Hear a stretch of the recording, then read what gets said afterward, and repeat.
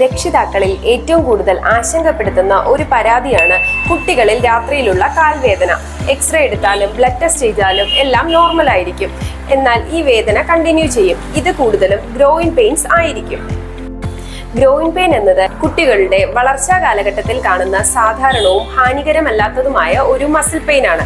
സാധാരണയായി 3 വയസ്സ് മുതൽ 12 വയസ്സിനകത്തുള്ള കുട്ടികളിലാണ് കൂടുതലായും ഇത് കണ്ടുവരുന്നത്.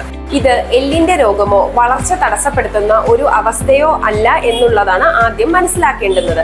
ഈ വേദന സാധാരണയായി മുട്ടിന് താഴെയുള്ള ഭാഗങ്ങളിലോ കാലിലെ പേശികളിലോ ആണ് കൂടുതലായും അനുഭവപ്പെടുന്നത്.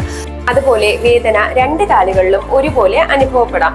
പകൽ സമയങ്ങളിൽ കുഞ്ഞുങ്ങൾക്ക് വലിയൊരു ബുദ്ധിമുട്ടൊന്നും അനുഭവപ്പെടില്ല. അവർ സാധാരണ പോലെ ഓടിക്കളിക്കുകയും ആക്ടിവിറ്റീസ് എല്ലാം പിന്തുടരുകയും ചെയ്യും. രാത്രിയിലായിരിക്കും കൂടുതലും വേദന അനുഭവപ്പെടുന്നത്. ജോയിന്റ് പെയിൻസ് ഉണ്ടാകുന്നതിന് പ്രത്യേകിച്ചൊരു കാരണമില്ല. എങ്കിൽ പോലും അധികമായുള്ള ഓട്ടം, കളി, മസിൽ ഫറ്റീഗ്, അതുപോലെ തന്നെ കുട്ടികളുടെ വളർച്ചാഘട്ടം എന്നിവയുമായി ബന്ധപ്പെട്ടിരിക്കുന്നു. ലളിതമായി വീട്ടിൽ തന്നെ ചെയ്യാവുന്ന ചില പരിചരണങ്ങളിലൂടെ ഇത് പലപ്പോഴും ഭേദപ്പെടാറുണ്ട്. അതായത് ചെറു ചൂടുവെള്ളത്തിൽ കുളിപ്പിക്കുകയോ കാൽ മസാജ് ചെയ്യുകയോ ഒക്കെ ചെയ്യുന്നത് വഴി ഇത് ഭേദമാകാറുണ്ട്.